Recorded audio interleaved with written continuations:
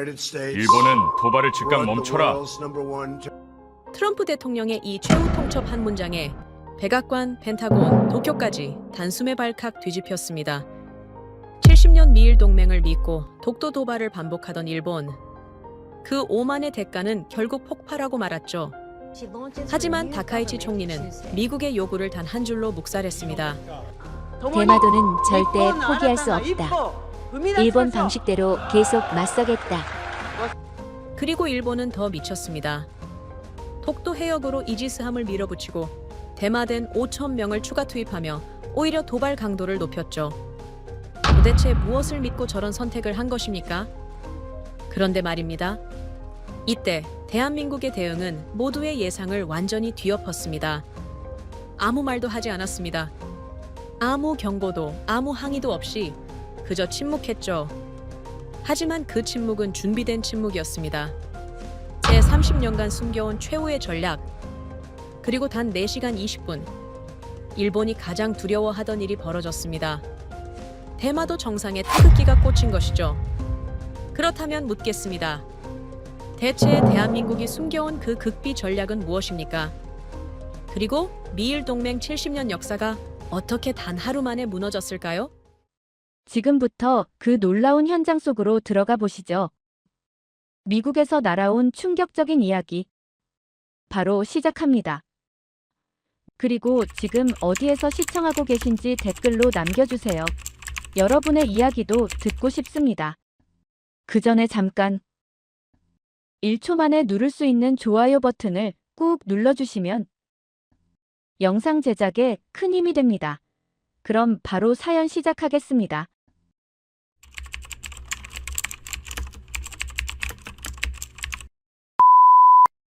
(1945년) 포츠담 선언 제8조의 문구가 오래된 공기 속에서 낮게 울렸습니다. 일본의 주권은 혼슈, 홋카이도, 규슈, 시코쿠, 그리고 연합국이 결정하는 소수의 섬들로 제한된다. 그 문장 어디에도 대마도의 이름은 없었습니다. 1943년 카이로 선언의 기록을 다시 펼쳤을 때 일본이 폭력과 탐욕으로 빼앗은 모든 영토는 반환되어야 한다. 그 단호한 문장은 제 심장을 적시는 듯 선명했습니다. 국립문서보관소 지하 2층, 먼지가 쌓인 원본 문서 앞에서 제 손은 미세하게 떨렸습니다. 70년 동안 세계가 외면해온 진실이 마침내 제 눈앞에서 고요하게 숨을 쉬고 있었습니다. 그 순간 저는 깨달았습니다. 역사는 때로 침묵하지만 결코 거짓을 말하지는 않는다는 것을 말이죠. 안녕하세요. 제 이름은 패트릭 케인입니다. 오랫동안 미국 국무부에서 역사 문서들을 해독하며 살아온 사람으로서 그날 역사가 한국의 편에서 미소 짓고 있다는 사실을 발견했습니다. 그런데 말입니다. 제가 이 문서들을 펼치게 된 이유는 단순한 학술 연구가 아니었어요. 백악관에서 긴급 지시가 내려온 직후였습니다. 트럼프 대통령이 유엔 안전보장이사회에서 전 세계를 향해 선언하겠다는 내용이었죠. 독도와 대마도에 대해 한국은 정당한 영토 권리를 가지고 있다고 말입니다. 미국 정부가 공식적으로 한국 편을 들겠다는 역사가 깊은 결정이었고, 저는 그 결정을 뒷받침할 법적 근거와 역사적 증거를 찾아야 하는 임무를 받았습니다. 그 무렵 워싱턴의 분위기는 묘하게 긴장되어 있었어요. 일본이 미국과 맺은 관세 협상 내용이 언론을 통해 흘러나온 직후였습니다. 일본은 500조 원이 훨씬 넘는 금액을 투자하기로 합의했다는 보도였죠. 하지만 그 계약 조건을 들여다보면 놀라운 점들이 있었습니다. 투자처를 결정하는 권한이 온전히 미국 측에 있었고 수익 배분은 미국이 9대1로 가져가는 구조였어요. 투자는 일본이 전부 하는데 수익은 미국이 대부분 가져간다는 신비로운 계약이었습니다. 그에 비해 한국과의 협상 내용은 사뭇 달랐어요. 투자 규모는 일본보다 작았지만 그 내용은 훨씬 더 균형 잡혀 있었습니다. 투자처를 한국 측이 결정할 수 있었고 상당 부분은 조선업 협력 같은 구체적 산업 분야로 배정되었죠. 더욱이 계약서에는 필요할 경우 투자금을 회수할 수 있는 조항까지 명시되어 있었습니다. 어쩌면 이것이 진짜 동등한 파트너십이라는 것이 무엇인지 보여주는 사례였습니다. 그런데 더 큰 충격은 그 직후에 찾아왔어요. 트럼프 대통령이 한국의 핵잠수함 개발을 공식 승인해버린 겁니다. 일본은 수십 년간 이 문제로 로비를 해왔지만 번번이 거절당했던 그것을요. 국무부 내부에서조차 예상하지 못한 결정이었습니다. 동아시아 담당 부서는 순식간에 발칵 뒤집혔으며 일본 대사관에서는 긴급 면담 요청이 쏟아져 들어왔죠. 저는 그때 깨달았습니다. 이 모든 결정들이 단순히 경제적 계산이나 군사적 이해관계만으로 설명되지 않는다는 것을요. 결국 신뢰라는 보이지 않는 자산이 작용하고 있었습니다. 일본이 아무리 많은 돈을 내놓아도 얻지 못한 것을 한국은 역사적 정당성과 투명한 관계로 얻어낸 셈이었죠. 그리고 트럼프 대통령의 유엔 선언 준비가 본격화되었습니다. 국무부 7층 회의실에 동아시아 담당 고위 간부들이 모였고 법무부에서도 국제법 전문가들이 합류했어요. 회의 테이블 위에는 두껍게 쌓인 역사 자료들이 놓여 있었습니다. 저는 그 자리에서 제가 분석한 포츠담 선언과 카이로 선언의 내용을 보고했죠. 오늘날 국제사회가 인정하는 영토 주권의 원칙에 비추어 볼 때 한국의 주장은 충분한 역사적 근거를 가지고 있다고 말입니다. 회의실 분위기가 조용해졌어요. 유럽뿐만 아니라 아시아에서 미국의 입장이 이렇게까지 명확하게 한국 편을 드는 것은 전례가 없는 일이었습니다. 누군가 조심스럽게 물었습니다. 일본의 반발은 어느 정도일 것으로 예상되냐고 말이죠. 저는 솔직하게 대답했습니다. 상당할 것이라고요. 하지만 역사적 사실 앞에서 반발이 정당성을 갖기는 어렵다고도 덧붙였습니다. 며칠 뒤 트럼프 대통령의 선언이 있던 날, 저는 국무부 집무실에서 유엔 생중계를 지켜봤어요. 트럼프 대통령이 단상에 올라 마이크 앞에 섰을 때 회의장 전체가 숨을 죽였습니다. 중국도 러시아도 모두를 위해 그 순간에 집중하고 있었죠. 그리고 그 역사적인 문장이 전 세계로 송출되었습니다. 독도와 대마도는 한국의 정당한 영토 권리 주장을 미국은 지지한다는 선언이었습니다. 유엔 회의장이 순식간에 술렁이기 시작했어요. 일본 대표단은 자리에서 벌떡 일어나 퇴장했고 기자들의 카메라 플래시가 정신없이 터졌습니다. 저는 모니터 속 그 장면을 보며 가슴이 두근거렸어요. 70년간 묻혀있던 역사적 진실이 드디어 세상의 빛을 보는 순간이었습니다. 하지만 한국은 이상하리만치 조용했습니다. 국무부가 한국 외교부와 연결을 시도했을 때도 그들의 반응은 침착했어요. 감사의 표현은 있었지만 과도한 흥분이나 성급한 움직임은 전혀 보이지 않았죠. 저는 그 침묵이 묘하게 신경 쓰였습니다. 이토록 중대한 선언 이후에 당사국이 이렇게 조용할 수 있을까요? 그날 저녁 일본에서는 다카이치 총리가 긴급 기자회견을 열었습니다. 그의 얼굴은 굳어 있었고 목소리는 떨리고 있었어요. 미국의 일방적 선언을 받아들일 수 없다는 강경한 입장 표명이었습니다. 일본 해상자위대는 우리 영해를 수호하기 위해 필요한 모든 조치를 취할 것이라는 경고성 발언도 이어졌죠. 국무부는 즉시 대응 태세에 들어갔습니다. 동아시아 해역에 배치된 미 해군 함정들의 동향을 모니터링하기 시작했고 한국 및 일본과의 외교 채널을 강화했어요. 저는 그날 밤늦게까지 사무실에 남아 추가 자료들을 검토했습니다. 샌프란시스코 조약 초안, 연합국 최고사령부 각서, 조선 왕조실록 속 대마도 관련 기록들까지 모든 것을 다시 한번 꼼꼼히 살펴봤죠. 그런데 계속 신경 쓰이는 것이 있었어요. 바로 한국의 그 조용함이었습니다. 워싱턴의 한국 대사관은 평소와 다름없이 업무를 진행하고 있었고 서울에서 들려오는 소식도 차분했습니다. 도대체 무엇을 준비하고 있는 것일까요? 저는 모니터 앞에 앉아 한국 관련 정보들을 계속 들여다봤습니다. 하지만 특별한 움직임은 포착되지 않았어요. 며칠이 지나자 일본의 움직임이 본격화되기 시작했습니다. 해상자위대 이지스함 여러 척이 독도 해역 방향으로 이동한다는 정보가 들어왔어요. 국무부는 긴장했지만 한국 측 반응은 여전히 담담했습니다. 그들은 상황을 예의주시하고 있다는 공식 입장만 되풀이했죠. 저는 그때 문득 깨달았습니다. 한국의 침묵이 단순한 자제가 아닐 수도 있다는 것을요. 어쩌면 그들은 우리가 보지 못하는 무언가를 이미 준비하고 있는지도 모른다는 생각이 들었습니다. 하지만 그것이 무엇인지는 알 수 없었어요. 다만 역사 문서들을 검토하면서 느꼈던 그 묵직한 확신이 한국 외교부의 침착함 속에서도 똑같이 느껴졌습니다. 창밖으로 워싱턴의 밤이 깊어가고 있었습니다. 저는 책상 위에 놓인 포츠담 선언 사본을 다시 한번 들여다봤어요. 70년 전 연합국이 합의한 그 문장들이 오늘날 동아시아 바다 위에서 새로운 의미로 살아나고 있었습니다. 역사는 때로 오랜 시간 잠들어 있지만 결국에는 깨어난다는 것을 저는 그날 밤 깊이 느꼈습니다. 일본 해상자위대의 움직임이 포착된 것은 트럼프 대통령 선언 직후였습니다. 이지스함, 여러 척이 독도 해역을 향해 이동하고 있다는 첩보가 들어왔어요. 국무부는 즉시 백악관 상황실로 관련 인원들을 소집했고 저 역시 그 회의에 참석하게 되었습니다. 지하 1층에 위치한 상황실은 대형 스크린들로 가득했고 그 속에 독도 해역의 실시간 위성 영상이 펼쳐져 있었죠. 초반에 분위기는 긴장되어 있었지만 통제되어 있었어요. 국방장관이 상황을 브리핑했고 합참의장이 대응 시나리오를 설명했습니다. 미 해군 제7함대가 대기 태세를 강화했고 주일 미군 기지에서도 비상경계 수준을 올렸죠. 하지만 모두의 시선은 한국 쪽 반응에 쏠려 있었습니다. 당사국인 한국이 어떻게 움직일 것인가가 이 상황의 핵심이었어요. 그런데 한국 측 채널은 여전히 조용했습니다.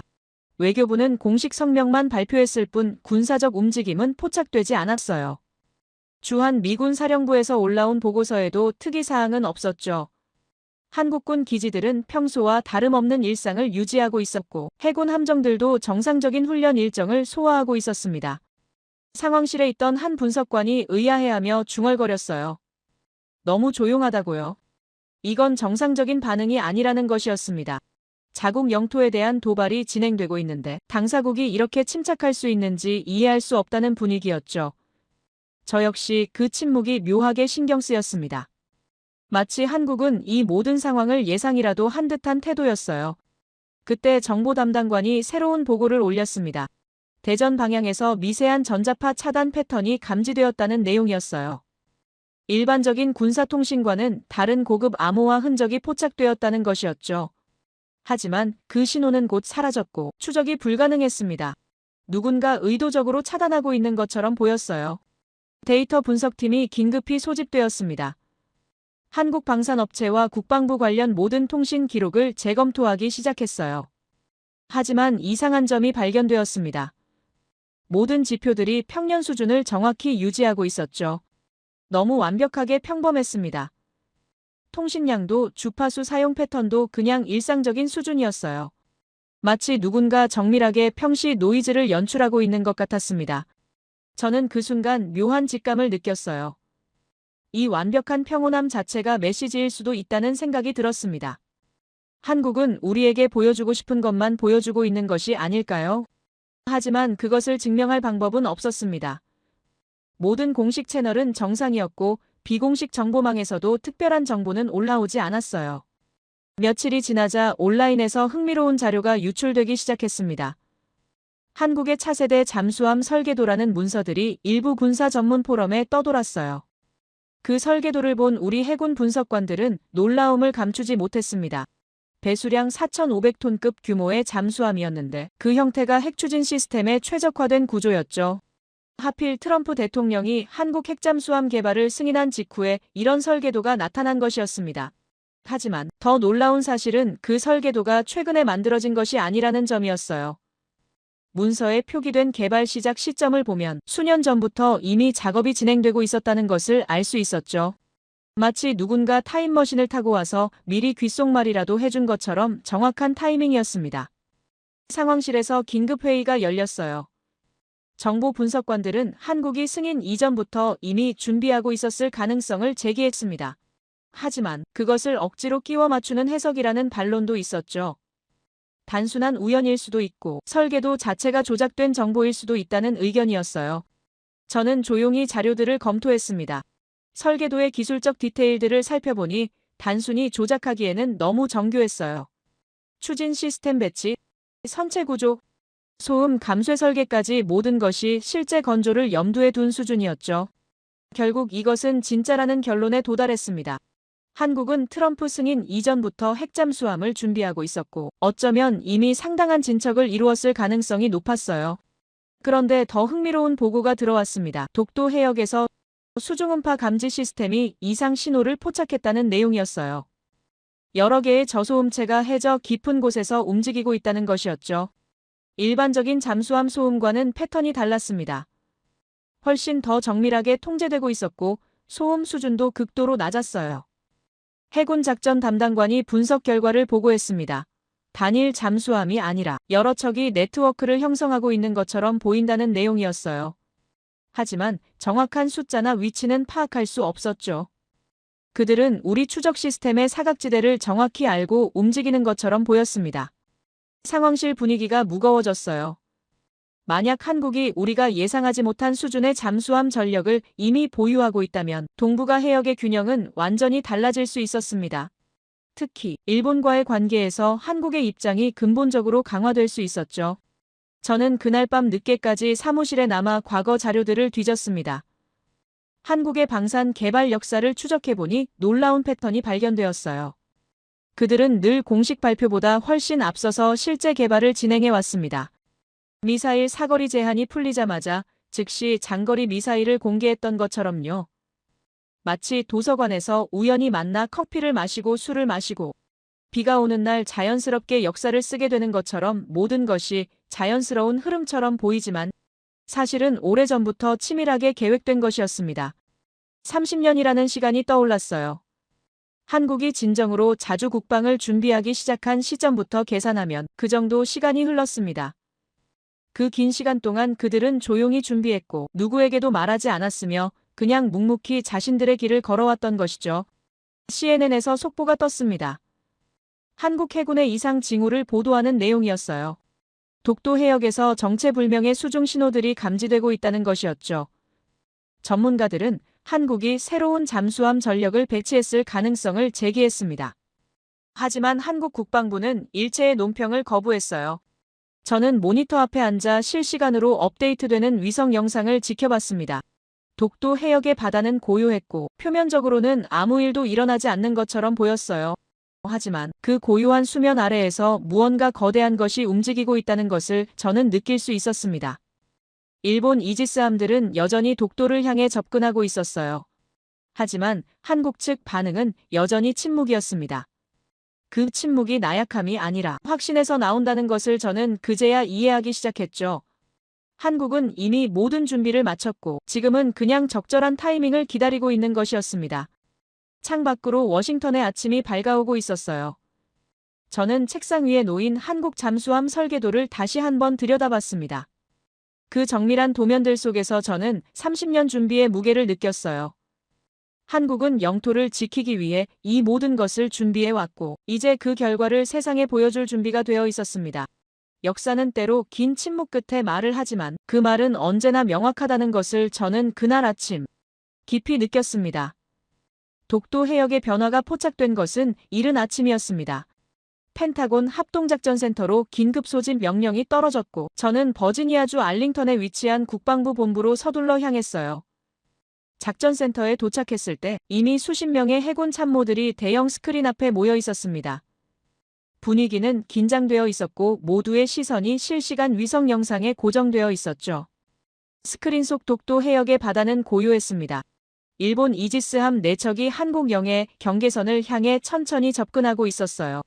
그들의 레이더는 활성화되어 있었고 통신 주파수도 작전 모드로 전환된 상태였죠. 명백한 도발이었습니다. 트럼프 대통령의 선언 이후 일본은 말보다 행동으로 자신들의 입장을 보여주려는 것처럼 보였어요. 하지만 한국이 보인 반응은 여전히 침묵이었습니다. 해군 함정들의 움직임도 포착되지 않았고 공군 전투기의 긴급 발진 징후도 없었어요. 작전센터에 있던 한 제독이 고개를 가로저으며 중얼거렸습니다. 이해할 수 없다는 표정이었죠. 자국 영해에 적대적 함정이 접근하고 있는데 당사국이 아무런 대응도 하지 않는다는 것이 그에게는 기본으로 있을 수 없는 일이었어요. 저는 조용히 스크린을 응시했습니다. 수면 위는 고요했지만 수면 아래는 다를 것이라는 직감이 들었어요. 며칠 전 포착되었던 그 저소음체들이 떠올랐죠. 한국은 우리가 보지 못하는 곳에서 이미 모든 준비를 마쳤을지도 모른다는 생각이 들었습니다. 바로 그때였습니다.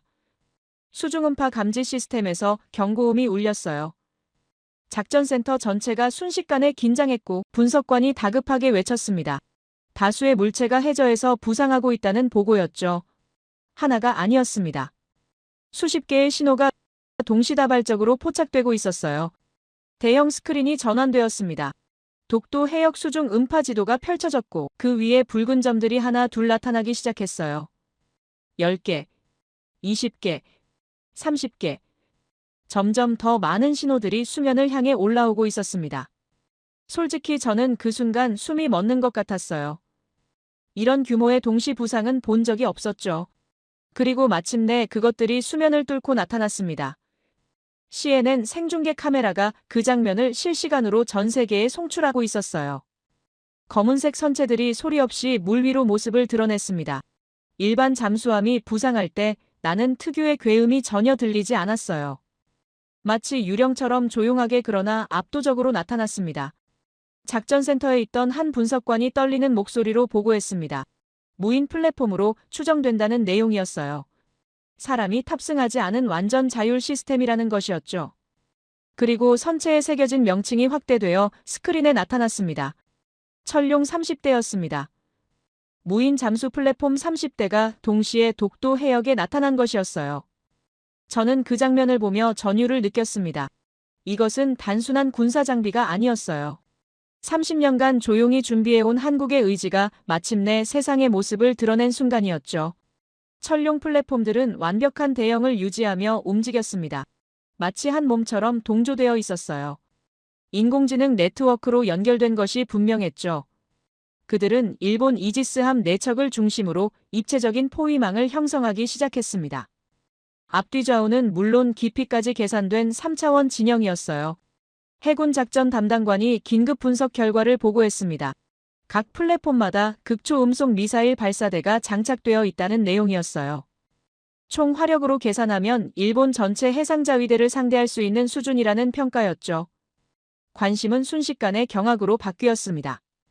한국이 이런 전력을 보유하고 있었다는 사실을 아무도 몰랐던 것이었어요. 작전센터 대형 스크린에서 CNN 앵커의 목소리가 들렸습니다. 믿을 수 없는 장면이라며 흥분된 어조로 중계하고 있었어요. 한국 해군의 무인 전력이 일본 함대를 포위했다는 이야기가 실시간으로 전 세계에 퍼져나가고 있었죠. 그리고 한국 측에서 공개 채널로 신호가 송출되었습니다. 차분하지만 단호한 목소리였어요. 일본 해상자위대 함정들에게 경고한다는 내용이었습니다. 지금으로부터 10분 내로 이 해역을 벗어나라는 최선은 아니지만 최후 통첩이었죠. 스크린 한쪽에 카운트다운 타이머가 나타났습니다. 10분, 9분 59초, 9분, 58초, 초침이 째깍거리며 흘러가기 시작했어요. 작전센터 전체가 숨을 죽였습니다. 펜타곤에 있던 우리 모두가 그 타이머를 지켜보고 있었죠. 일본 이지스함들은 처음에는 움직이지 않았습니다. 함교에서 본국과 긴급 통신을 주고받는 것이 포착되었어요.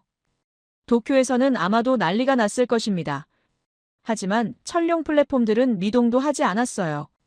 그냥 조용히 포위망을 유지하며 타이머가 흘러가기를 기다리고 있었죠. 5분이 지났습니다.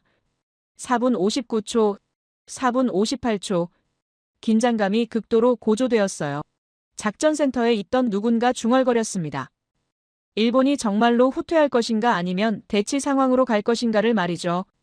그때 일본 함대에서 변화가 감지되었습니다. 첫 번째 이지스함이 방향을 틀기 시작한 것이었어요. 천천히 그러나 확실하게 독도 해역에서 벗어나는 방향으로 움직이고 있었죠. 이어서 두 번째, 세 번째 함정도 같은 움직임을 보였습니다. 타이머는 아직 4분이 넘게 남아 있었습니다. 하지만 일본 함대는 더 이상 기다리지 않았어요. 4척 모두가 후퇴하기 시작했죠. 전 세계가 지켜보는 생중계 앞에서 굴욕적인 철수였습니다. 70년간 독도, 도발을 반복해왔던 일본 해상자위대가 10분도 버티지 못하고 물러나는 순간이었어요. CNN 앵커의 목소리가 떨리고 있었습니다. 역사적인 장면이라며 계속 반복해서 말하고 있었어요. 연합국 회원국들의 반응도 실시간으로 업데이트되고 있었죠. 중국도 러시아도 유럽도 모두가 이 장면을 주시하고 있었습니다. 저는 그 순간을 보며 깨달았습니다. 이것은 단순한 군사적 시위가 아니었어요. 한국이 세계를 향해 보내는 메시지였죠.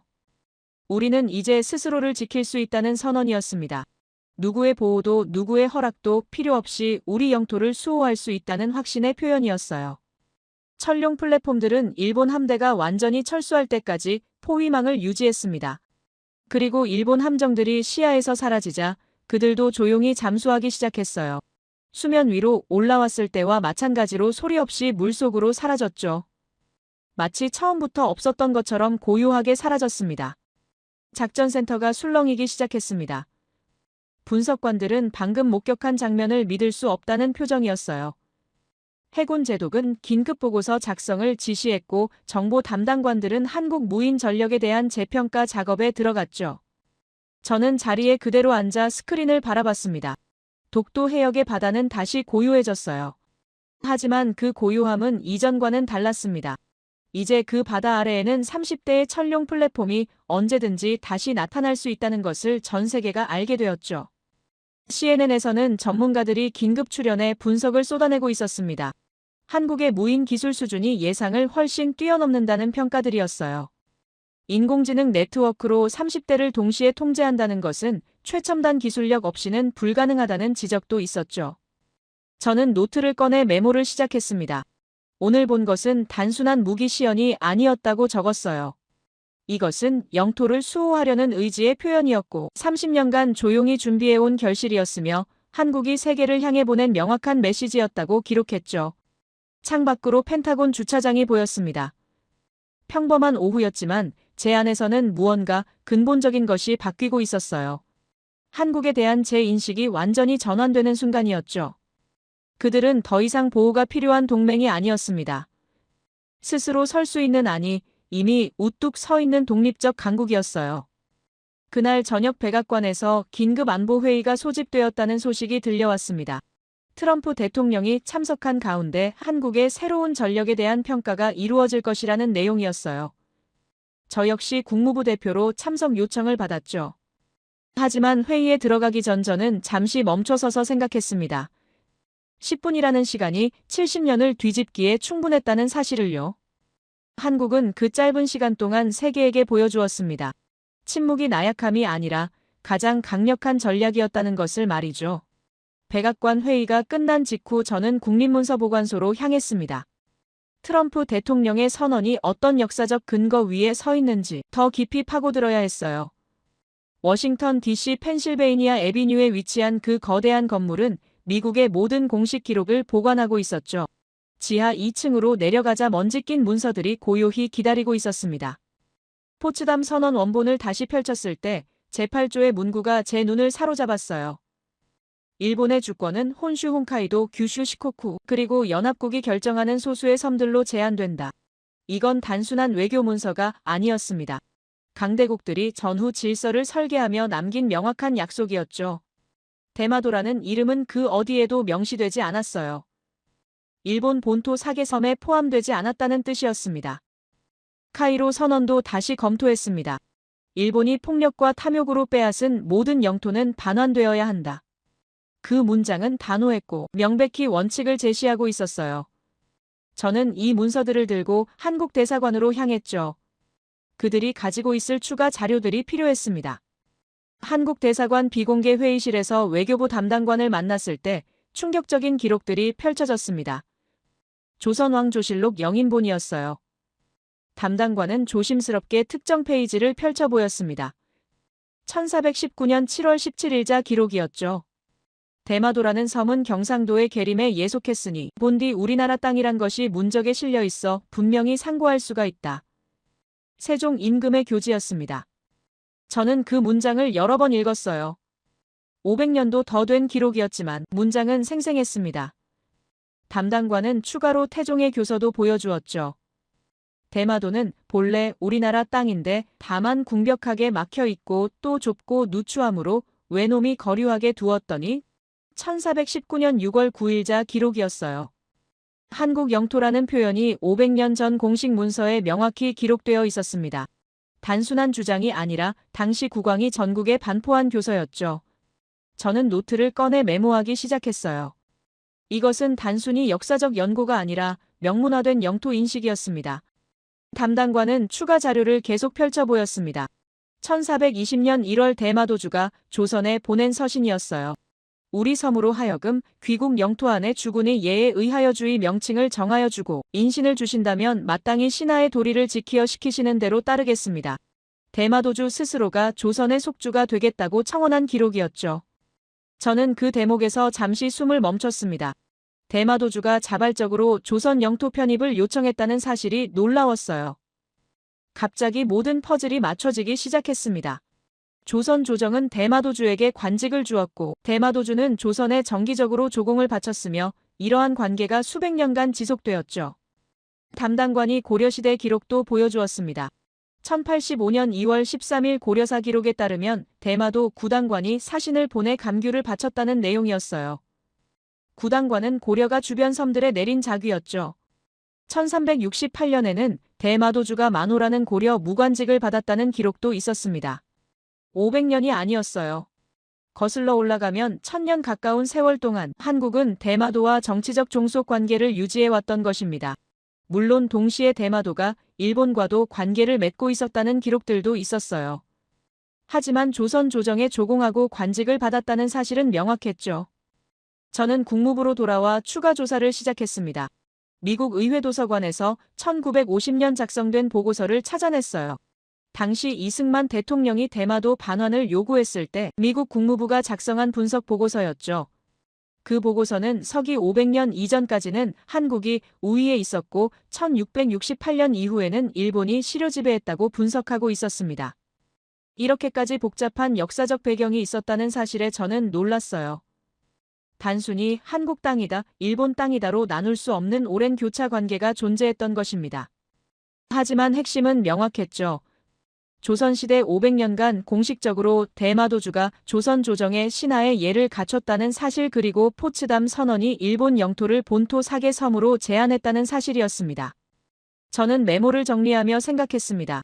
만약 일본이 폭력과 탐욕으로 빼앗은 모든 영토를 반환해야 한다면 대마도는 어느 나라로 돌아가야 하는가를요. 500년간 조공 관계를 유지했던 조선일까요? 아니면 70년간 실효 지배한 일본일까요? 국제법 전문가들과 회의를 가졌을 때 의견이 분분했습니다. 어떤 이는 실효 지배의 원칙을 강조했고 어떤 이는 역사적 연고의 중요성을 말했죠. 하지만 모두가 동의한 것이 하나 있었어요. 이 문제가 단순한 영토 분쟁이 아니라 전후 질서와 역사 정의의 문제라는 것이었습니다. 중국도 비슷한 논리로 주변국 영토에 대한 권리를 주장해 왔었죠. 조공 관계를 근거로 영향력을 행사하려 했던 역사가 있었습니다. 하지만 이런 식으로 과거 조공 관계를 영토 주권과 직접 연결하는 것은 신중해야 했어요. 국제사회의 반발을 살 수 있었죠. 며칠간의 검토 끝에 저는 하나의 결론에 도달했습니다. 대마도가 완전히 한국 영토라고 단정하기는 어렵지만 한국이 역사적으로 정당한 권리를 주장할 수 있는 충분한 근거가 있다는 것이었어요. 특히 포츠담 선언과 카이로 선언의 원칙에 비추어 볼 때 일본이 억지로 점유하고 있는 것은 아닌지 재검토가 필요했습니다. 국무부 보고서를 작성하며 저는 신중하게 문장을 골랐습니다. 대마도에 대한 한국의 역사적 권리 주장은 500년간의 조공 관계와 조선 왕조 공식 문서에 근거하고 있으며 이는 포츠담 선언의 원칙과도 부합한다. 하지만 동시에 일본의 70년 실효 지배 역시 무시할 수 없는 요소라고 덧붙였죠. 백악관에 보고서를 제출한 다음 날 트럼프 대통령의 참모로부터 전화가 왔습니다. 보고서를 읽었다는 내용이었어요. 대통령이 만족했다는 전언도 함께 전해졌죠. 역사적 근거가 충분하니 한국을 계속 지지하겠다는 입장이었습니다. 저는 창밖을 바라봤습니다. 워싱턴의 하늘은 맑았고 포토맥 강이 고요히 흘러가고 있었어요. 역사는 때로 복잡하고 때로 모순적이지만 결국 정의를 향해 흘러간다는 것을 저는 느꼈습니다. 500년 전 세종 임금이 남긴 기록이 오늘날 국제 외교의 근거가 되고 있다는 사실이 묘하게 가슴을 뭉클하게 했어요. 그날 저녁 한국 대사관에서 연락이 왔습니다. 감사의 뜻을 전한다는 내용이었어요. 저는 공손하게 답했죠. 제가 한 일은 역사적 사실을 확인한 것뿐이며 정의는 스스로 말한다고요. 전화를 끊고 나서 저는 다시 세종실록 사본을 펼쳐봤습니다. 본디 우리나라 땅이란 것이 문적에 실려 있어.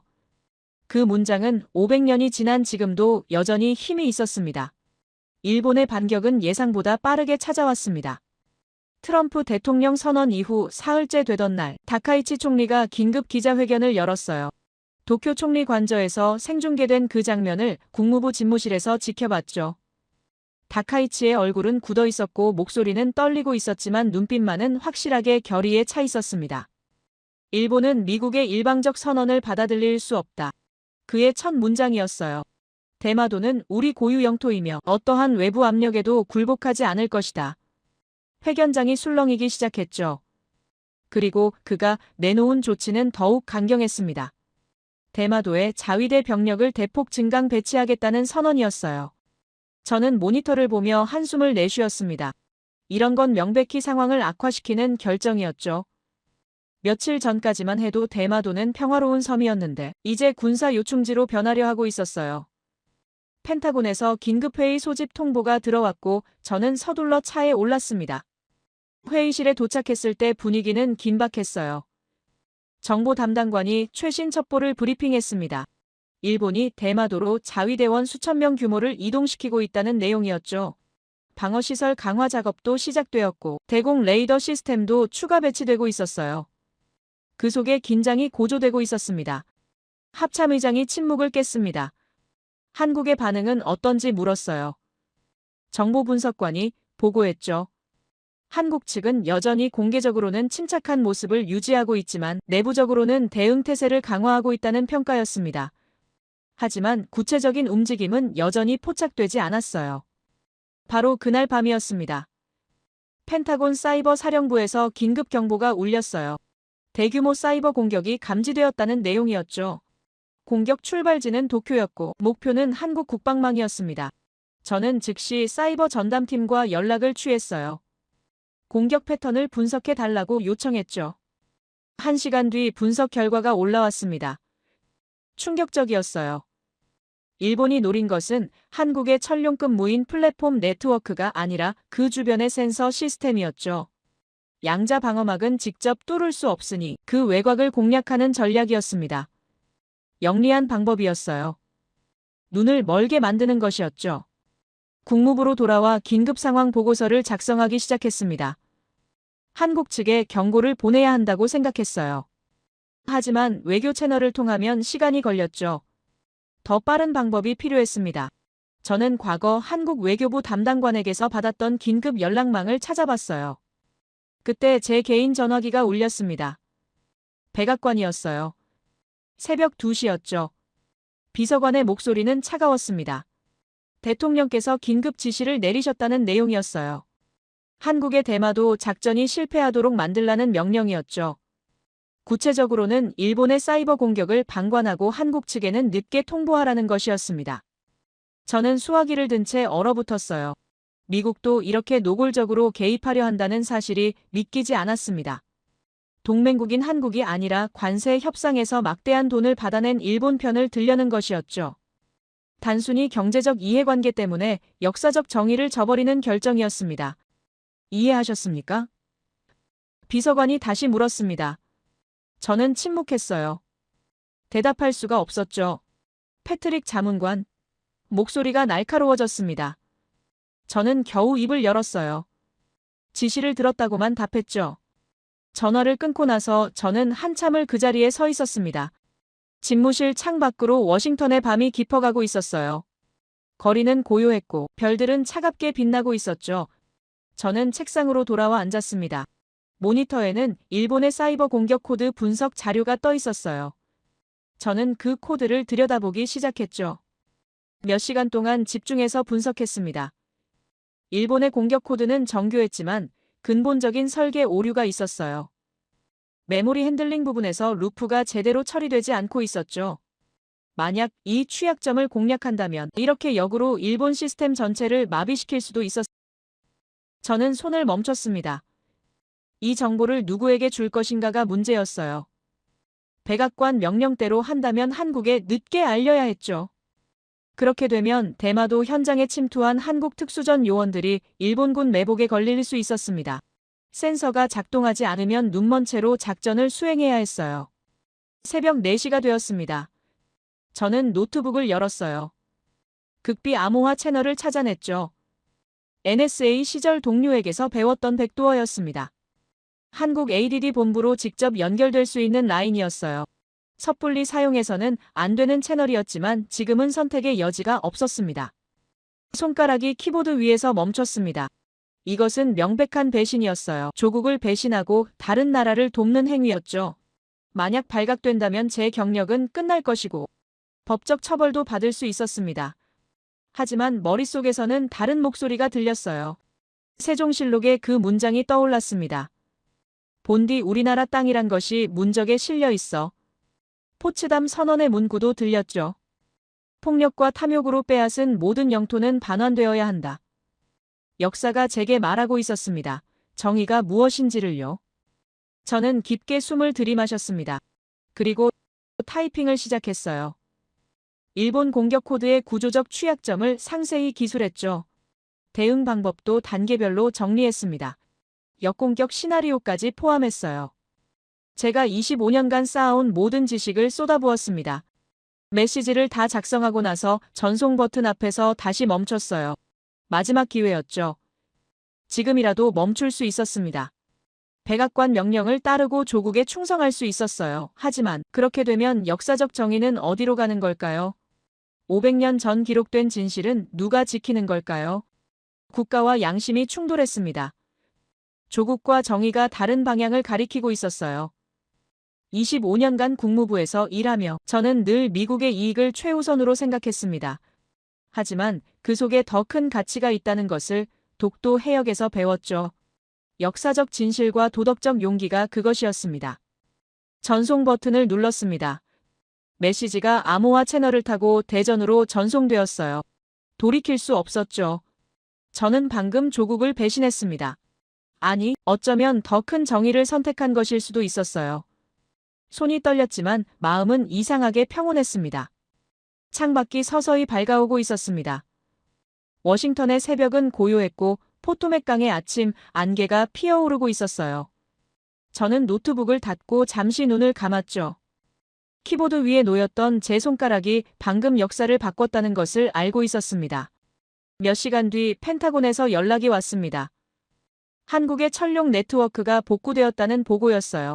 마비되었던 센서들이 7분 만에 재가동되었고 일본의 사이버 공격은 오히려 역공을 받아 무력화되었다는 내용이었죠. 국가 비상 수준까지 올라갔던 상황이 순식간에 진정된 것입니다. 상관이 제게 전화했습니다. 어떻게 된 일이냐고 물었어요. 저는 침착하게 대답했죠. 한국의 기술력이 예상보다 훨씬 뛰어났던 것 같다고요. 스스로 대응했을 것이라고 말했습니다. 상관은 의아해했지만 더 이상 추궁하지 않았어요. 하지만 백악관은 달랐습니다. 오후에 비서관에게서 다시 전화가 왔어요. 대통령께서 격분하셨다는 내용이었죠. 한국 작전이 성공하고 있다며 패트릭 자문관이 제대로 임무를 수행했는지 의심한다는 것이었습니다. 저는 모든 보고를 정확히 했다고 답했어요. 한국이 독자적으로 대응한 것뿐이라고 말했죠. 그날 밤 CNN에서 속보가 떴습니다. 한국군 특수전팀이 대마도 해안에 침투했다는 내용이었어요. 일본군 매복을 뚫고 내륙으로 진격하고 있다는 보도였죠. 스텔스 드론이 일본 방어선을 정밀 타격하고 있다는 화면도 나왔습니다. 저는 모니터를 보며 조용히 미소 지었어요. 제가 보낸 정보가 통했다는 것을 알 수 있었죠. 한국은 일본 코드의 취약점을 정확히 공략했고 역공격으로 상황을 완전히 역전시켰습니다. 대마도 현장의 특수전 요원들은 다시 눈을 뜨게 되었고 작전을 계속 진행할 수 있었어요. 하지만 백악관의 압박은 계속되었습니다. 다음 날 아침 국무장관에게서 직접 호출이 왔어요. 장관실로 올라가자 차가운 분위기가 감돌고 있었죠. 패트릭 자네 뭔가 숨기는 게 있나? 장관이 직설적으로 물었습니다. 저는 고개를 저었어요. 제가 할 수 있는 일은 다 했다고 답했죠. 장관은 한참을 저를 바라보다가 한숨을 내쉬었습니다. 대통령께서 매우 불쾌해하고 계시네. 그의 목소리에는 피로가 묻어났어요. 하지만 이미 엎질러진 물이야. 이제 와서 어쩔 수 없지. 저는 조용히 고개를 숙였습니다. 집무실로 돌아와 창밖을 바라봤어요. 워싱턴의 하늘은 흐렸고 비가 내릴 것 같았죠. 저는 책상 서랍에서 사직서 양식을 꺼냈습니다. 언젠가는 이 자리를 떠나야 할 것이라는 것을 알고 있었어요. 하지만 아직은 아니었죠. 아직 해야 할 일이 남아 있었습니다. 대마도에서는 한국군 작전이 계속 진행되고 있었습니다. CNN 생중계로 전 세계가 지켜보는 가운데 한국 특수전팀이 정상을 향해 전진하고 있었어요. 저는 그 화면을 보며 생각했습니다. 제가 한 선택이 옳았다고요. 국가보다 양심을 선택했고 조국보다 정의를 택했다고요. 키보드 위에 놓였던 제 손가락이 역사를 바꿨습니다. 새벽 4시 그 순간의 결단이 지금 대마도 정상으로 향하는 한국군을 돕고 있었어요. 저는 배신자일 수도 있었지만 동시에 정의의 편에 선 사람이기도 했죠. 이렇게 복잡한 감정 속에서 저는 다음 장면을 기다리고 있었습니다. 제가 보낸 정보가 한국에 도달한 지 7분이 지났을 때였습니다. 펜타곤 작전센터의 대형 스크린에서 놀라운 변화가 포착되기 시작했어요. 마비되었던 한국 천룡 네트워크의 신호들이 하나 둘 다시 켜지고 있었죠. 분석관이 믿을 수 없다는 표정으로 보고했습니다. 센서 시스템 복구 중입니다. 현재 30% 50% 목소리에 떨림이 있었어요. 7분이었습니다. 일본의 정교한 사이버 공격으로 완전히 무력화되었던 시스템이 단 7분 만에 재가동되고 있었어요. 저는 스크린을 응시하며 가슴이 두근거렸죠. 제가 보낸 정보를 한국이 정확히 이해하고 즉각 적용했다는 뜻이었습니다. 하지만 그보다 더 놀라운 것은 그 실행 속도였어요. 해군 작전 담당관이 추가 보고를 올렸습니다. 한국이 단순히 방어만 한 것이 아니라 역공격을 개시했다는 내용이었죠. 일본 사이버 공격 코드의 취약점을 정확히 공략해서 오히려 일본 측 시스템을 마비시키고 있다는 것이었어요. 공격자가 피해자가 되는 완벽한 역전이었습니다. 작전센터가 술렁이기 시작했습니다. 누군가 중얼거렸어요. 한국이 어떻게 이렇게 빠르게 대응할 수 있는지 이해할 수 없다고요. 저는 침묵을 지켰죠. 말할 수 없었습니다. 제가 그 비밀의 일부라는 것을요. 하지만 솔직히 저 역시 놀라고 있었어요. 정보를 주는 것과 그것을 실행하는 것은 완전히 다른 문제였으니까요. 대마도 현장 상황이 실시간으로 업데이트되기 시작했습니다. 일본군 매복에 걸려 위기에 처했던 한국 특수전팀이 다시 공세로 전환하고 있다는 보고였어요. 천룡 네트워크가 복구되면서 그들은 다시 눈을 뜨게 된 것이었죠. 적의 위치가 정확히 파악되고 있었고 드론 지원도 재개되고 있었습니다. CNN 생중계 화면이 전환되었습니다. 대마도 상공에서 무언가 빠르게 움직이는 물체들이 포착되고 있었어요. 스텔스 드론이었죠. 한국의 무인 항공기들이 일본 방어 진지를 향해 정밀 타격을 가하고 있었습니다. 폭발음이 들렸고 연기가 피어올랐어요. 하지만 민간인 구역은 완벽히 피해가고 있었죠. 핀포인트 타격입니다. 공군 분석관이 감탄하듯 말했습니다. 오차 범위가 1m 이내예요. 그의 목소리에는 존경심이 묻어났어요. 일본군 매복 지점만 정확히 제거하고 주변 건물들은 온전했죠. 충격적인 진실이었습니다. 한국의 정밀 타격 능력이 미군 수준을 뛰어넘고 있었어요. 대형 스크린에 한국군 작전 타임라인이 표시되기 시작했습니다. 센서 복구 7분, 역공격 개시 10분, 드론 타격 15분, 모든 것이 분 단위로 진행되고 있었어요. 마치 오래전부터 계획된 각본을 실행하는 것처럼 정밀했죠. 저는 그때 깨달았습니다. 한국은 이런 상황까지 시뮬레이션에 두었다는 것을요. 바다에서도 변화가 일어나고 있었습니다. 천룡 무인 플랫폼들이 다시 움직이기 시작한 것이었어요. 대마도 해안선을 따라 완벽한 봉쇄 진영을 형성하고 있었죠. 일본 해상자위대 함정들이 접근하려 했지만 천룡 플랫폼들의 경고 신호 앞에서 멈춰 섰습니다. 사이드와인드 진영입니다. 해군 전술 분석관이 보고했습니다. 측면에서 바람처럼 압박하는 고대 전술을 현대화한 거예요. 그는 스크린 위에 천룡 플랫폼들의 배치도를 그렸어요. 완벽한 기하학적 패턴이었죠. 30대가 마치 한 몸처럼 움직이며 대마도를 에워싸고 있었습니다. 일본 자위대의 탈출로가 하나씩 차단되고 있었어요. 북쪽 해로 차단, 남쪽 항로 봉쇄, 동쪽 수역 통제, 서쪽마저 천룡 플랫폼들이 장악했죠. 대마도는 완전히 고립된 섬이 되고 있었습니다. 보급도 증원도 불가능한 상황이었어요. 바로 그때 하늘에서 새로운 신호가 포착되었습니다. 레이더 화면에 희미한 점들이 나타나기 시작했어요. 너무 희미해서 처음에는 노이즈로 오인할 뻔했죠. 한국형 차세대 전투기입니다. 공군 담당관이 외쳤습니다. 한국 스텔스 전투기 편대가 대마도 상공으로 진입하고 있습니다. 6대였습니다. 한국형 차세대 전투기 6대가 완벽한 편대를 이루며 날아오고 있었어요. 일본 레이더는 그들을 제대로 포착하지 못하고 있었죠. 우리 최신 추적 시스템에도 간신히 잡힐 정도로 스텔스 성능이 뛰어났습니다. 저건 우리 미국 전투기보다 더 조용한데요. 옆자리 분석관이 중얼거렸어요. 한국형 차세대 전투기 편대가 대마도 상공 통제권을 장악하기 시작했습니다.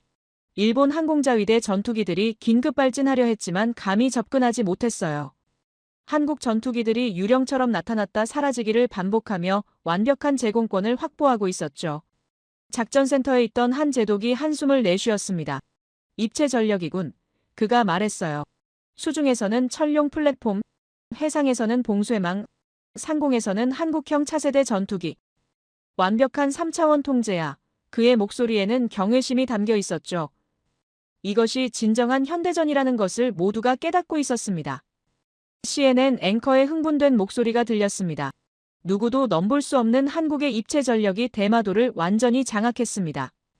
화면에는 철룡 플랫폼, 스텔스 드론, 한국형 차세대 전투기 동시에 비치고 있었어요. 전 세계가 숨죽이며 이 광경을 지켜보고 있었죠. 그리고 한국 측 암호 통신이 잠깐 열렸습니다. 깃발 단계 진입. 단 5글자였지만 그 의미는 명확했어요. 최종 목표를 향해 전진한다는 뜻이었죠. 대마도 정상에 태극기를 올리는 마지막 임무가 시작된 것입니다. 저는 시계를 보았습니다. 작전 개시 후 3시간 50분이 지났어요. 목표 시간인 4시간 20분까지 30분이 남아 있었죠. 그 짧은 시간 동안 한국군은 일본의 사이버 공격을 역전시키고 매복을 뚫고 해안을 봉쇄하고 상공을 장악했습니다. 펜타곤 작전센터가 조용해졌어요. 모두가 스크린에 집중하고 있었죠. 한국 특수전팀이 대마도 정상을 향해 마지막 등반을 시작하고 있었습니다. 일본 자위대의 저항은 이미 무력화되었고 탈출로는 모두 차단되었어요. 이제 남은 것은 깃발을 꽂는 것뿐이었습니다. 정밀이란 이런 거군요. 옆에서 누군가 중얼거렸습니다. 저는 고개를 끄덕였어요. 한국이 보여준 것은 단순한 군사력이 아니었죠. 7분 복구, 핀포인트 타격, 3차원 통제, 모든 것이 분 단위로 계산된 정밀함이었습니다. 이것이 30년 준비의 결과였어요. BBC 뉴스가 긴급 속보를 띄웠습니다. 한국이 새로운 아시아의 중심으로 부상하고 있습니다. 앵커의 목소리는 단호했어요. 기술력과 전략적 우위에서 이제 한국을 따라잡을 나라가 없습니다. 화면에는 철룡 플랫폼과 한국형 차세대 전투기 함께 비치고 있었죠. 작전센터 대형 스크린에 타이머가 나타났습니다. 4시간 정확히 흘렀어요. 이제 20분이 남았죠.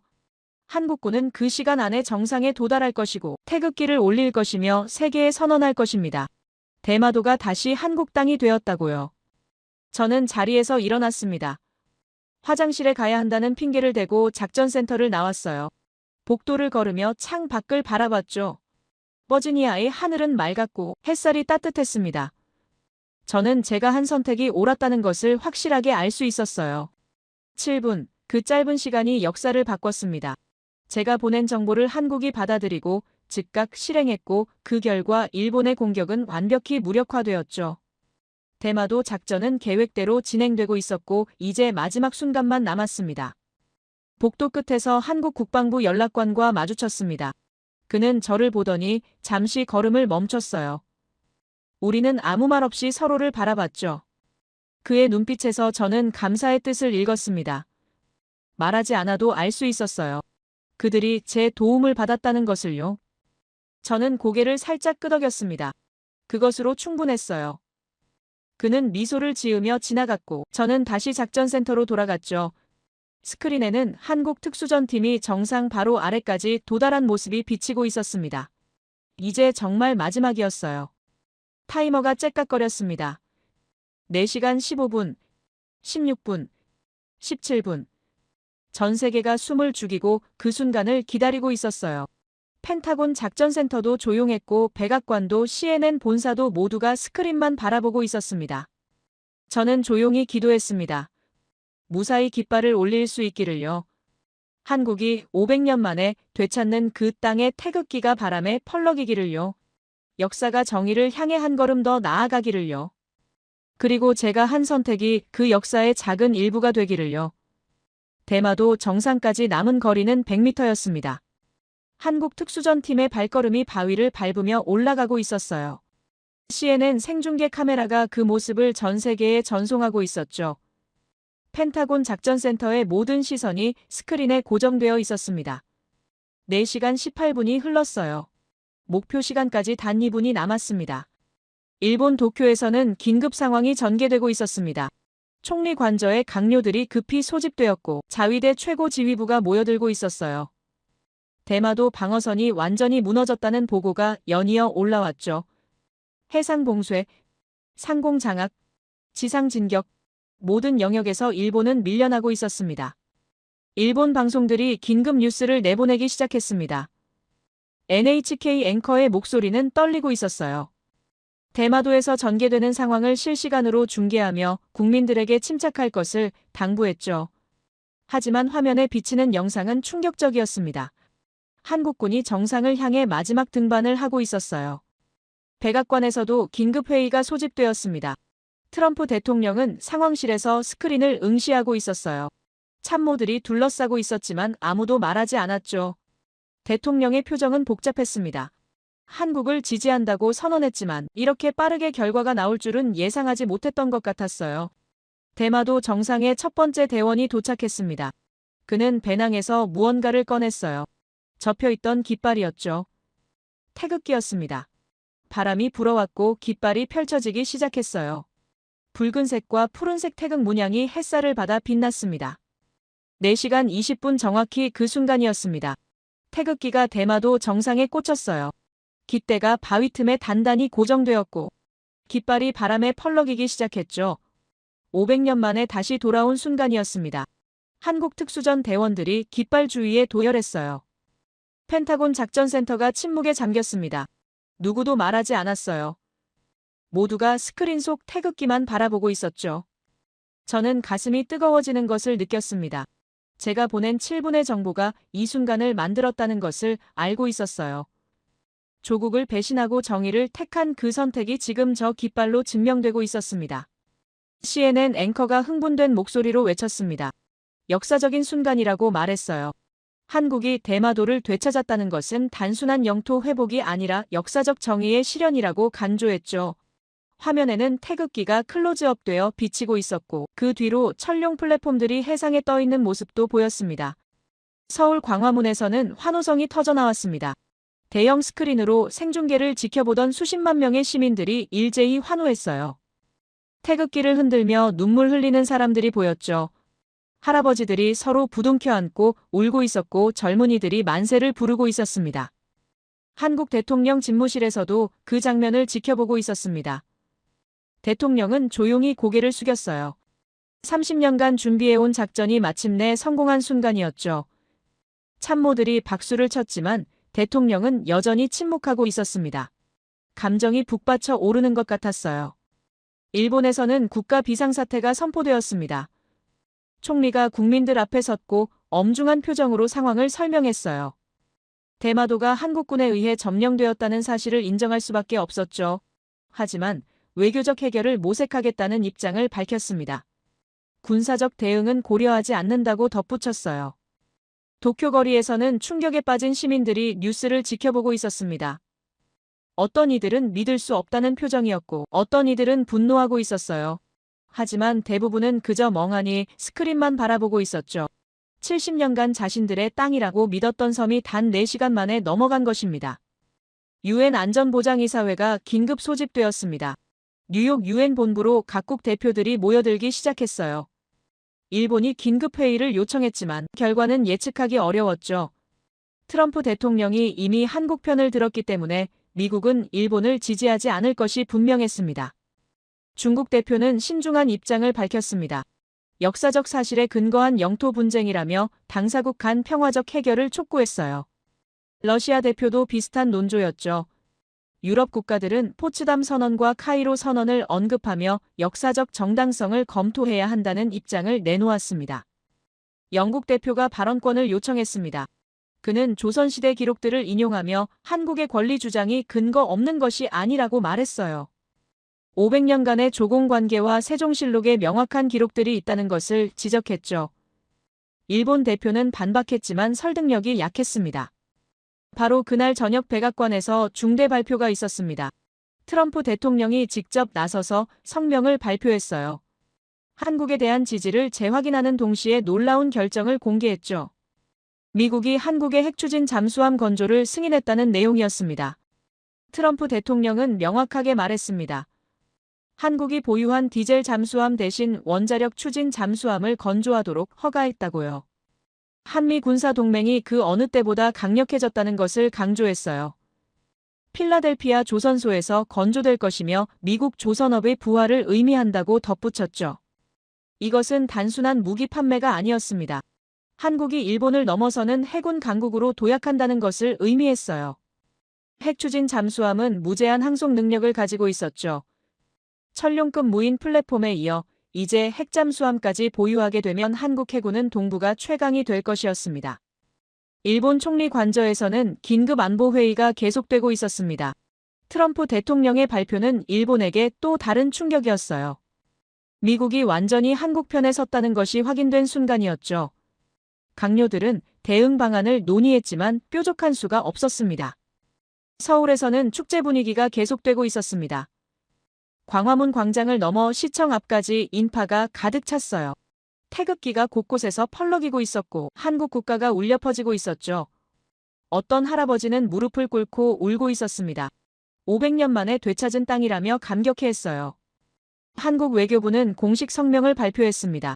대마도가 역사적으로 한국 영토였다는 것을 재확인하며 평화적 회복을 이루었다고 선언했어요. 일본과의 대화 채널은 열어두겠지만 영토 주권은 양보할 수 없다는 입장을 명확히 했죠. 저는 국무부 집무실에서 이 모든 광경을 지켜보고 있었습니다. 창 밖으로 워싱턴의 밤이 깊어가고 있었어요. 포토맥 강이 고요히 흐르고 있었고 링컨 기념관에 불이 켜져 있었죠. 저는 제가 한 선택이 옳았다는 것을 다시 한번 확신했습니다. 7분의 정보가 역사를 바꿨습니다. 4시간 20분의 작전이 500년 묵은 꿈을 이루어냈어요. 대마도 정상에 펄럭이는 태극기는 단순한 깃발이 아니었죠. 그것은 역사적 정의의 상징이었고 30년 준비의 결실이었으며 한국의 새로운 시작이었습니다. 유엔 안보리 회의는 다음 날까지 계속될 예정이었습니다. 각국이 입장을 조율하고 있었어요. 하지만 대세는 이미 기울었죠. 미국이 한국을 지지하고 트럼프 대통령이 핵잠수함까지 승인한 상황에서 일본이 뒤집을 방법은 없었습니다. 펜타곤 분석관들은 한국의 작전을 연구하기 시작했습니다. 어떻게 4시간 만에 완벽한 승리를 거두었는지 분석하고 싶어 했어요.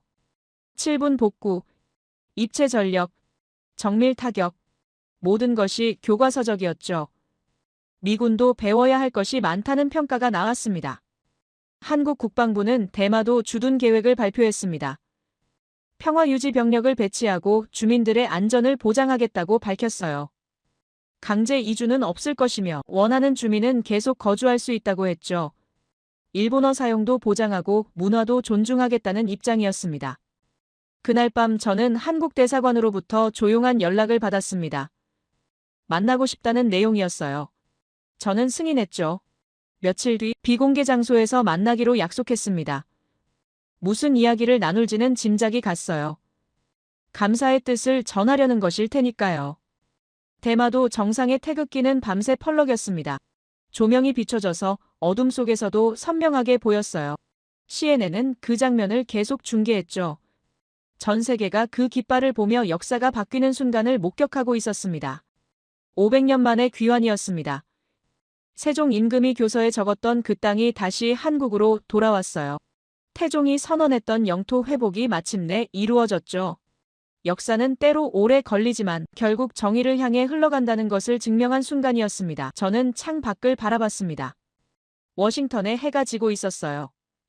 포토맥 강이 석양빛에 물들고 있었죠. 지난 며칠간의 일들이 주마등처럼 스쳐 지나갔습니다. 국립문서보관소에서 포츠담 선언을 검토하던 순간 한국 대사관에서 조선왕조실록을 펼쳐보던 기억, 새벽 4시에 한국에 정보를 보냈던 그 떨리던 손가락, 책상 위에 놓인 메모를 다시 꺼내봤습니다. 제가 몇 주간 정리한 자료였어요. 독도와 대마도에 관한 역사적 기록들이었죠. 포츠담 선언 제8조, 카이로 선언의 원칙, 일본 본토 사계 섬 외의 영토 처리 규정. 모든 것이 명확했습니다. 그리고 이번에 목격한 한국의 기술력까지 더해지니 저는 하나의 확신에 도달했습니다. 독도와 대마도는 명백히 한국 영토라는 것이었어요. 역사적 근거만으로도 충분했지만 이제 기술적 실력까지 증명했죠. 한국은 그 땅을 지킬 자격이 있었고 지킬 능력도 있었습니다. 오히려 안타까운 것은 일본이었습니다. 계속 억지를 부리는 것이 자기 살을 깎아내리는 행위라는 것을 저는 알고 있었어요. 국제사회는 이미 한국 편에 섰고 미국도 결정을 내렸죠. 일본이 이 상황에서 고집을 부릴수록 국제적 신뢰만 잃을 뿐이었습니다. 제 전화기가 울렸습니다. 한국 대사관이었어요. 감사 인사를 전하고 싶다는 내용이었죠. 저는 정중히 사양했습니다. 제가 한 일은 역사적 사실을 확인한 것뿐이라고 답했어요. 정의는 스스로 말한다고 덧붙였죠. 전화를 끊고 나서 저는 사직서 초안을 다시 꺼내봤습니다. 며칠 전 작성해 둔 것이었어요. 언젠가는 제출해야 할 문서였죠. 백악관이 저를 의심하고 있다는 것을 알고 있었습니다. 하지만 증거는 없었어요. 암호화 채널로 보낸 정보는 흔적을 남기지 않았으니까요. 하지만 그것은 중요하지 않았습니다. 제가 한 선택이 옳았다는 것을 이번 결과가 증명했어요. 국가보다 양심을 택했고 조국보다 정의를 선택했죠. 그 결과 역사가 올바른 방향으로 흘러갔습니다. 500년 만에 땅이 주인을 찾아갔어요. 해가 완전히 졌습니다. 워싱턴의 밤이 찾아오고 있었어요. 링컨 기념관에 불이 켜졌고 워싱턴 기념탑이 어둠 속에서 빛나고 있었죠. 저는 책상 서랍에 사직서를 다시 넣었습니다. 아직은 아니었어요. 아직 할 일이 남아 있었습니다. 대마도에서는 한국군이 평화 유지 활동을 시작했습니다. CNN 리포트에 따르면 주민들과의 마찰은 없었어요. 한국군은 주민들에게 식량과 의료 지원을 제공하고 있었죠. 일본어 통역관들이 배치되어 의사소통도 원활했습니다. 동북아의 균형이 완전히 바뀌었습니다. 한국이 새로운 중심이 되고 있었어요. 기술력과 군사력 그리고 역사적 정당성까지 갖춘 나라였죠. 일본은 더 이상 과거의 위상을 유지할 수 없었고 중국도 한국을 함부로 대할 수 없게 되었습니다. 저는 마지막으로 메모를 정리했습니다. 이 모든 과정을 기록으로 남기고 싶었어요. 언젠가 역사가들이 이 사건을 연구할 때 참고할 수 있도록 말이죠. 한 사람의 선택이 어떻게 역사를 바꿀 수 있는지 보여주고 싶었습니다. 컴퓨터를 끄고 불을 껐습니다. 국무부 건물을 나서며 밤하늘을 올려다봤어요. 별들이 빛나고 있었죠. 그 별빛은 수백 년 전에 출발한 빛이었습니다. 마치 500년 전 세종 임금이 남긴 기록이 오늘 결실을 맺은 것처럼요. 제 이야기를 끝까지 들어주셔서 감사합니다. 모두 안녕히 계세요. 오늘의 사연 어떻게 들으셨나요? 거대한 국제 정치의 흐름 속에서 한 나라의 침묵이 얼마나 무겁고 강력한 의미를 가질 수 있는지 새삼 느끼게 되는 이야기였죠. 누군가에겐 단순한 영토 문제처럼 보일 수도 있지만 실은 수십 년간 쌓아온 준비와 의지, 그리고 흔들리지 않는 역사적 확신이 모였을 때 어떤 결과가 나오는지를 보여주는 상징적인 장면이기도 했습니다. 또 한편으로는 생각하게 됩니다. 힘이란 소리치는 데서 나오는 게 아니라 누군가가 예상조차 못한 순간에 정확하게 필요한 만큼을 보여줄 수 있을 때 진짜 힘이 된다는 것을요. 그리고 국제관계라는 것이 늘 단순한 계산이나 표면적인 동맹으로만 움직이지 않는다는 사실도 이번 이야기가 잘 보여줬죠. 하지만 여전히 풀리지 않은 질문들도 남아 있습니다. 국제사회는 앞으로 어떤 방향으로 움직이게 될지, 또 이 사건 이후 동북아의 힘의 균형이 어떻게 재편될지, 아직 누구도 확답할 수 없는 부분이 많습니다. 여러분은 어떻게 보셨나요? 이 사건의 의미가 어디까지 이어질 것이라고 생각하시나요? 여러분의 생각을 아래 댓글에 남겨주세요. 그리고 감동적인 사연을 주변 사람들과 공유하고 함께 이야기 나눠보세요. 마지막으로 1초밖에 걸리지 않는 구독과 좋아요, 알림 설정은 영상 제작에 큰 힘이 됩니다. 지금까지 감동을 담아 여러분께 진심을 전하는 감동담기였습니다. 오늘 하루도 행복한 하루 보내세요.